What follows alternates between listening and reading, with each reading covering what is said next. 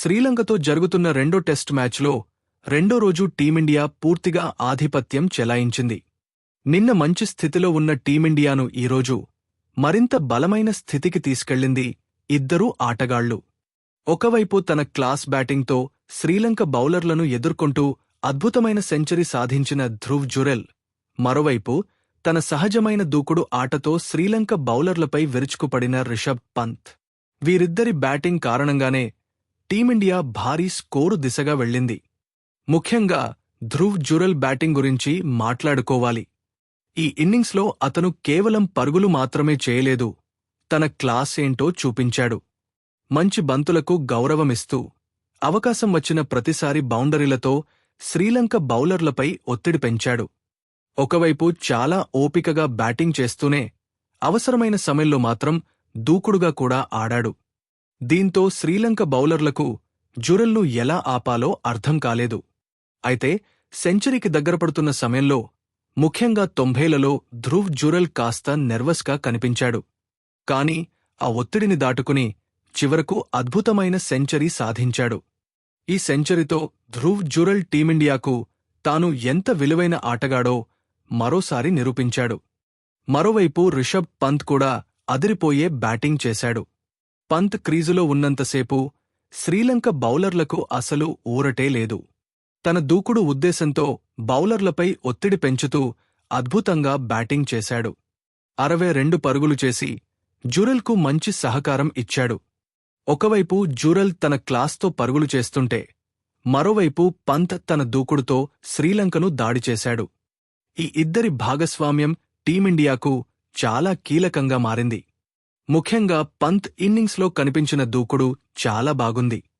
బౌలర్లు రక్షణాత్మకంగా బౌలింగ్ చేసినా కూడా వారికి ఒత్తిడి పెడుతూ తన సహజమైన శైలిలో బ్యాటింగ్ చేశాడు.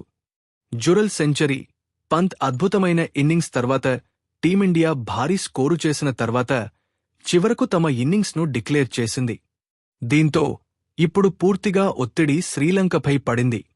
భారీ స్కోరు తర్వాత బ్యాటింగ్కు వచ్చిన శ్రీలంకకు టీమిండియా బౌలర్లు కూడా మంచి ప్రారంభం ఇచ్చారు.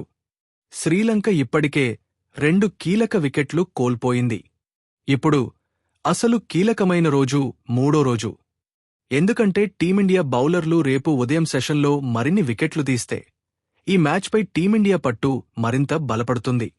ప్రస్తుతం శ్రీలంక బ్యాటింగ్పై భారీ ఒత్తిడి ఉంది.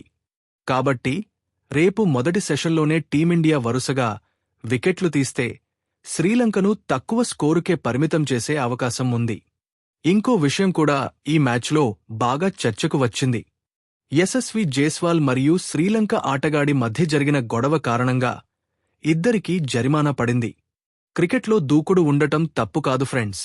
ముఖ్యంగా టెస్ట్ క్రికెట్లో ఇలాంటి మాటల యుద్ధాలు జరగడం సహజమే. కానీ అది ఎక్కువ దూరం వెళ్లకుండా చూసుకోవడం మంచిది. జైస్వాల్ చాలా ప్రతిభావంతమైన ఆటగాడు. ప్రస్తుతం టీమిండియాకు అతను చాలా ముఖ్యమైన బ్యాటర్. అందుకే ఇలాంటి వివాదాల్లో ఎక్కువగా చిక్కుకోకుండా తన ఆటపై దృష్టి పెడితే ఇంకా మంచిది. అలాగే ఈ ఘటనపై హర్ష భోగ్లే చేసిన వ్యాఖ్యలకు జైస్వాల్ స్పందించడం కూడా ఇప్పుడు చర్చకు వచ్చింది. కానీ నా అభిప్రాయం ప్రకారం జైస్వాల్ సోషల్ మీడియాలో లేదా మాటలతో సమాధానం ఇవ్వాల్సిన అవసరం లేదు. అతను తన బ్యాటింగ్తో సమాధానం చెప్పగలిగే స్థాయి ఆటగాడు. కాబట్టి ఇలాంటి విషయాలపై ఎక్కువగా స్పందించకుండా తన ఆటపై, తన బ్యాటింగ్పై పూర్తిగా దృష్టి పెడితే అదే అతనికి, టీమిండియాకు కూడా మంచిది. ఎందుకంటే జైస్వాల్ దగ్గర అద్భుతమైన ప్రతిభ ఉంది. ఇంకా టీమిండియా కోసం ఎన్నో పెద్ద ఇన్నింగ్స్ ఆడాల్సి ఉంది. మరి ఈ విషయంపై మీరు ఏమనుకుంటున్నారో కింద కామెంట్ చేయండి. ఇలాంటి ఆసక్తికరమైన క్రికెట్ వీడియోల కోసం పవన్స్ పవర్ ప్లే ఛానల్ను తప్పకుండా సబ్స్క్రైబ్ చేసుకోండి.